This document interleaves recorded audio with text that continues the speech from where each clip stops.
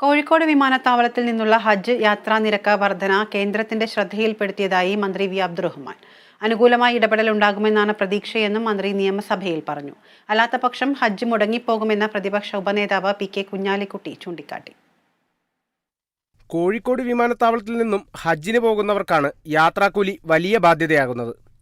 ഹജ്ജിന് അപേക്ഷ നൽകിയവരിൽ 75% പേരും എംബാർക്കേഷൻ പോയിന്റായി തെരഞ്ഞെടുത്തിട്ടുള്ളത് കോഴിക്കോട് വിമാനത്താവളമാണ്. ഭീമമായ യാത്രാക്കൂലിയാണ് എയർ ഇന്ത്യ ഇവരിൽ നിന്നും ഈടാക്കുന്നത്. നിരക്ക് നിയന്ത്രിക്കാൻ ഇടപെടണമെന്ന് കേന്ദ്ര സർക്കാരിനോട് ആവശ്യപ്പെട്ടതായി മന്ത്രി വി അബ്ദുറഹ്മാൻ സഭയെ അറിയിച്ചു. കോഴിക്കോട് നിന്നും 1,60,5000, കൊച്ചിയിൽ നിന്നും 86,000, കണ്ണൂരിൽ നിന്നും 86,000. കൊച്ചി കണ്ണൂർ എംബാർക്കേഷൻ പോയിന്റുകളേക്കാൾ 79,000 രൂപ കൂടുതലാണ് കോഴിക്കോട് വിമാനത്താവളം വഴി പോകുന്നവർ നൽകേണ്ടി വരുന്നത്.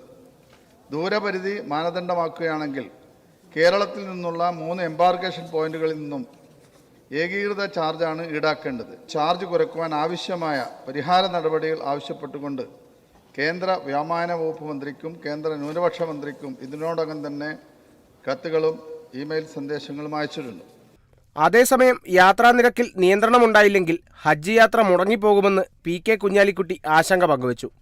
അടിയന്തരമായി കേന്ദ്ര ഗവൺമെൻറ്റായിട്ട് നിവേദനം നടത്തിയോ എങ്ങനെയെങ്കിലും ഒരു സൊല്യൂഷൻ അടിയന്തരമായി ഉണ്ടാക്കണം, അല്ലെങ്കിൽ ഇത്രയും ആളുകളുടെ ഹജ്ജ് മുടങ്ങിപ്പോകും. പി.ടി. A Rahim MLA. നിയമസഭയിൽ നൽകിയ സബ്മിഷനിലാണ് മന്ത്രിയുടെയും പ്രതിപക്ഷ ഉപനേതാവിൻ്റെയും പ്രതികരണം. Kerala vision news, Thiruvananthapuram.